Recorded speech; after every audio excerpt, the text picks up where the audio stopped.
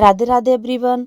आइए जानेंगे वर्ष 2025 में पौष पुत्रदा एकादशी की पूजा विधि के बारे में। और पौष पुत्रदा एकादशी का व्रत कब धारण किया जा रहा है, तो जानेंगे व्रत के शुभ मुहूर्त के बारे में, पूजन के समय के बारे में, व्रत का पारण कब और किस चीज़ से किया जाएगा, इस दिन क्या करना चाहिए। तो आइए जानते हैं। पुत्रदा एकादशी का व्रत वर्ष में 2 बार मनाया जाता है, एक श्रावण शुक्ल पक्ष में और दूसरा जो कि पौष महा शुक्ल पक्ष में पुत्रदा एकादशी का व्रत धारण किया जाता है। आप सभी भक्तों को पौष पुत्रदा एकादशी की शुभकामना है। दोनों एकादशी बहुत महत्वपूर्ण है और समस्त व्रतों में श्रेष्ठ व्रत माना जाता है एकादशी व्रत। दशमी के दिन ही हमें संकल्प ले लेना है, दशमी के दिन से ही हमें नियम शुरू कर देना है। एकादशी के दिन हमें पूजा अर्चना करनी है। द्वादशी के दिन ब्राह्मण भोग करा के दान करा के पारण करना चाहिए। इसका जो नियम होता है वो 3 दिन का होता है। व्रत हम सिर्फ 1 दिन के लिए करते हैं। माताओं एकादशी व्रत जरूर करना चाहिए। संतान की सर्वथा उन्नति के लिए, संतान प्राप्ति के लिए भी इस व्रत को किया जाता है। लड्डू गोपाल की सेवा भी आप आज के दिन से शुरू कर सकते हैं। आज के दिन बहुत ही शुभ होता है। पुत्रदा एकादशी की संपूर्ण विधि आज के वीडियो में मिल जाएगी। प्लीज़ वीडियो को पूरा देखें। आप चाहे मंदिर में भी पूजा कर सकते हैं या मंदिर के बाहर कहीं भी चौकी लगाकर पूजा कर सकते हैं। पीला वस्त्र आज के दिन जरूर धारण किया जाता है, क्योंकि एकादशी जो है वो श्री हरि विष्णु नारायण का दिन है और उनको जो है पीला रंग बहुत प्रिय होता है। और किसी के हम प्रिय रंग पहनकर पूजा अर्चना करते हैं तो वैसे खुश होते हैं, हमें आशीर्वाद देते हैं। तो सबसे पहले स्नान आदि करके घर की साफ सफाई कर लें, तुलसी पूजा कर लें, सूर्य नारायण को जल चढ़ाएं, अपनी डेली की पूजा कर लें। फिर हम एक चौकी लगाएंगे, पीला वस्त्र बिछाएंगे, तिल का आसन देते हुए भगवान श्री हरि विष्णु जी की फोटो या मूर्ति को हम विराजमान कर लेंगे। साथ में ही भगवान श्री गणेश जी को भी हम विराजमान कर लेंगे। अगर आप लड्डू गोपाल की सेवा करते तो उनकी पूजा आप आज जरूर करें। ठाकुर जी का कच्चे दूध से स्नान आदि करा लिया है, सुंदर सा श्रृंगार कर दिया है।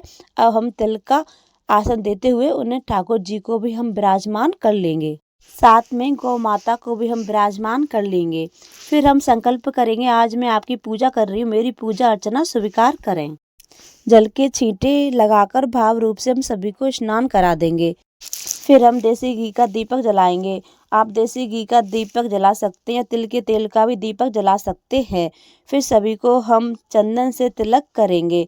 एकादशी के व्रत में चंदन का बहुत महत्व होता है, चंदन से ही तिलक किया जाता है। सभी को चंदन से तिलक करने के बाद फिर हम तिल समर्पित कर देंगे।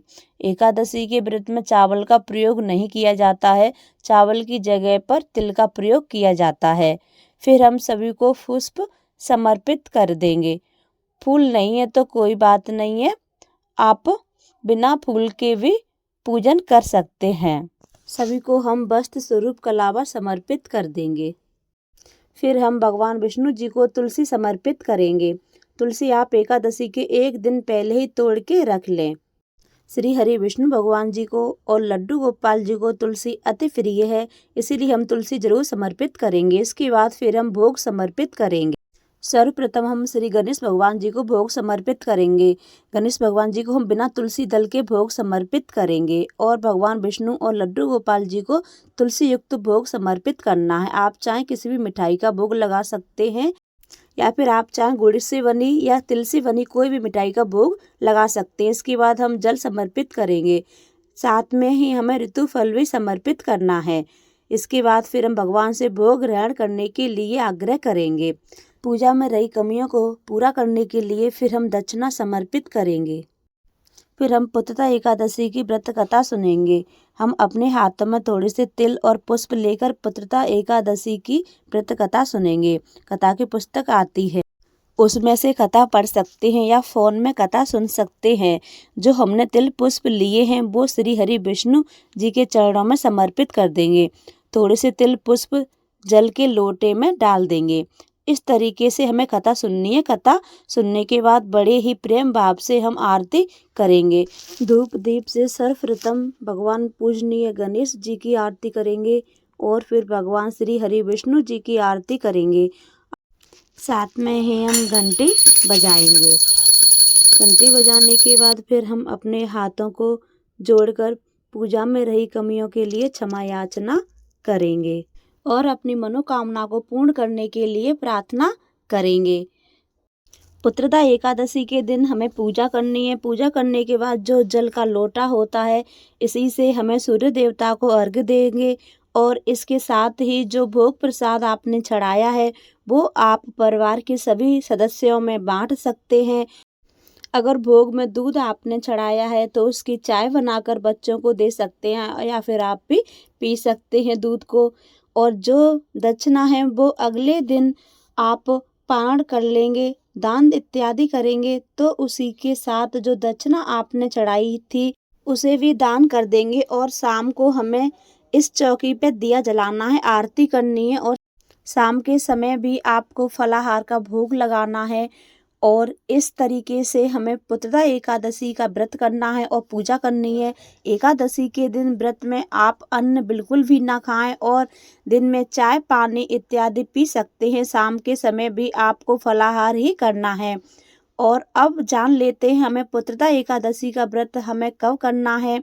30 दिसंबर को या फिर 31 दिसंबर को। देखिए, पोष पुत्रदा एकादशी इस बार 2 तिथि में बढ़ चुकी है। बड़ा ही असमंज बना हुआ है कि एकादशी का व्रत किस दिन रखना चाहिए और व्रत का पारण कब करना चाहिए। देखिए, इस बार एकादशी तिथि 30 दिसंबर दिन मंगलवार को सुबह 1:51 से प्रारंभ हो रही है और इससे पहले तक 10वीं तिथि ही रहेगी और एकादशी का समापन होगा 31 दिसंबर दिन बुधवार को सुबह 5 बजे तक। अगर एकादशी के दिन सुबह के समय में 10वीं तिथि भी हो तो उस एकादशी का व्रत रखने के लिए ज़्यादा अच्छा नहीं माना जाता है, लेकिन ऐसा कहा जाता है कि इस दिन गृहस्थ लोग व्रत रख सकते हैं। लेकिन सबसे शुद्ध एकादशी मानी जाती है 10वीं रहित एकादशी, यानी कि सुबह के समय में 10वीं तिथि ना हो। ऐसे में जो भी वैष्णव संप्रदाय के भक्त होते हैं वे शुद्ध एकादशी का ही व्रत करते हैं। यानी कि अगर सूर्योदय के समय या ब्रह्म मुहूर्त के समय कुछ क्षणों के लिए भी एकादशी हो तो उसके बाद अगर पूरा दिन द्वादशी हो तो वे सभी श्रद्धालु दूजी एकादशी का ही व्रत करते हैं। अगर बात की जाए कि किस दिन एकादशी का व्रत करना चाहिए तो 31 दिसंबर दिन बुधवार को व्रत रखना सबसे ज़्यादा सही रहेगा। ऐसा इसीलिए अगर आप मंगलवार के दिन एकादशी को व्रत रखते हैं तो ध्यान रखिएगा कि बुधवार के दिन सुबह के समय हरिवास रहेगा। सुबह 4 से 5 घंटे तक हरिवास का समय रहेगा और इस अवधि में एकादशी व्रत नहीं खोला जाता है। ऐसे में आपको व्रत दोपहर के समय खोलना होगा। और अगर आप 31 दिसंबर बुधवार को व्रत रखेंगे तो आप गुरुवार के दिन सुबह सुबह अपना व्रत खोल सकते हैं। आइए जानते हैं कि द्वादशी तिथि का पारण और मुहूर्त क्या रहेगा। तो देखिए, द्वादशी तिथि 31 दिसंबर दिन बुधवार को सुबह 5:01 से शुरू होगी और इसी के साथ ही हरिवास का जो समय है वह भी शुरू हो जाएगा और बुधवार को पूरा दिन ही द्वादशी तिथि रहेगी। देखा जाए तो देर रात 12 बजे के बाद 1:47 पर। और अगर तिथियों के अनुसार बात करें तो 1 जनवरी 2026 को 1:47 पर द्वादशी तिथि की समाप्ति होगी। यानी कि इस बार बुधवार को ब्रह्म मुहूर्त में एकादशी और उसके बाद में पूरा दिन ही द्वादशी रहेगी। जब भी दूजी एकादशी का व्रत लोग करते हैं, यानी कि जिस एकादशी और द्वादशी तिथि का संयोग होता है, तो व्रत का पारण त्रयोदश तिथि के प्रथम पैर में किया जाता है, जिसका कोई दोष भी नहीं लगता। ऐसे में शास्त्रों में वर्णन मिलता है कि अब जो श्रद्धालु 30 दिसंबर मंगलवार के दिन एकादशी का व्रत रखना चाहते हैं उन्हें 31 दिसंबर बुधवार को केवल दोपहर में 1:26 से 3:31 के बीच में ही व्रत का पारण करना होगा। वहीं जो श्रद्धालु दूजी एकादशी यानी कि 31 दिसंबर को व्रत करेंगे उन्हें 1 जनवरी 2026 को सुबह 7:14 से 9:18 के बीच में अपना उपवास खोलना होगा। भले ही पारण के समय द्वादशी तिथि सूर्योदय से पहले ही समाप्त हो चुकी हो, लेकिन फिर व्रत का पारण इसी समय ही किया जाएगा। तो ये थी पुत्रदा एकादशी से जुड़ी सारी जानकारी और संपूर्ण पूजा विधि। तो फ्रेंड्स, अगर आपको मेरी मेहनत अच्छी लगी हो, मेरी वीडियो यूजफुल रही हो, पसंद आई हो, तो प्लीज़ वीडियो को लाइक करें, कमेंट करें। अगर आप चैनल पर नए हैं तो प्लीज़ मेरे चैनल को सब्सक्राइब करें। श्री हरि विष्णु कृपा आप सभी पर हमेशा बनी रहे, इसी कामना के साथ फिर मिलती हूँ दूसरे वीडियो में। जब तक के लिए जय श्री राधे।